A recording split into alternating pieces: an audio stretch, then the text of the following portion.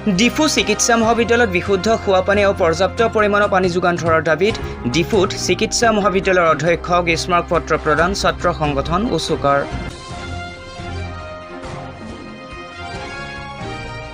কাৰ্বি আংলং জিলাৰ ডিফু চিকিৎসা মহাবিদ্যালয়ত বিশুদ্ধ খোৱা পানী আৰু পৰ্যাপ্ত পৰিমাণৰ পানী যোগান ধৰাৰ দাবীত আজি উচুকাৰ এটা সজাতি দলে মহাবিদ্যালয়খনৰ অধ্যক্ষগৰাকীক সাক্ষাৎ কৰি এখনি স্মাৰকপত্ৰ প্ৰদান কৰে।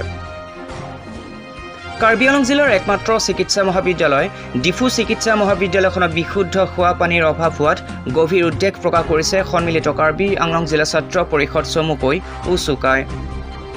আৰু অচিৰে এই সমস্যা সমাধান কৰিবলৈ দাবী জনাইছে। উচুকাৰ কেন্দ্ৰীয় সমিতিৰ সভাপতি বিবিচন তেৰণ আৰু সম্পাদক জিন্তু হাজৰিকাৰ নেতৃত্বত যোৱা সজাতি দলটোৱে বিশুদ্ধ খোৱা পানী আৰু পৰ্যাপ্ত পৰিমাণৰ পানী যোগানকে ধৰি দৰৱসমূহ নিয়মীয়াকৈ প্ৰদান কৰিবলৈ সজোৰে দাবী উত্থাপন কৰিছে জিলাখনৰ আগশাৰী ছাত্ৰ সংগঠনটোৱে।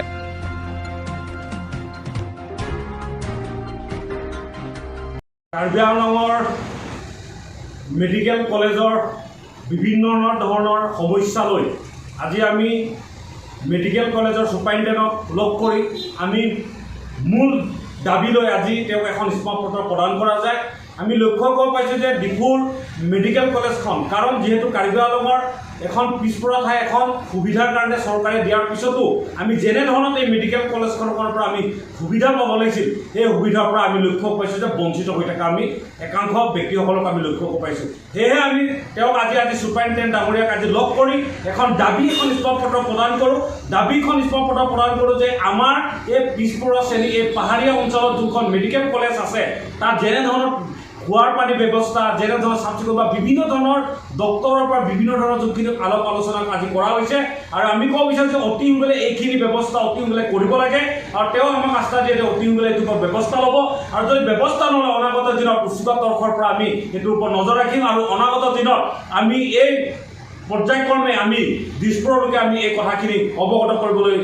নিশ্চয় কম। আৰু কথাটো হ'ল আমি ক'ব বিচাৰোঁ যে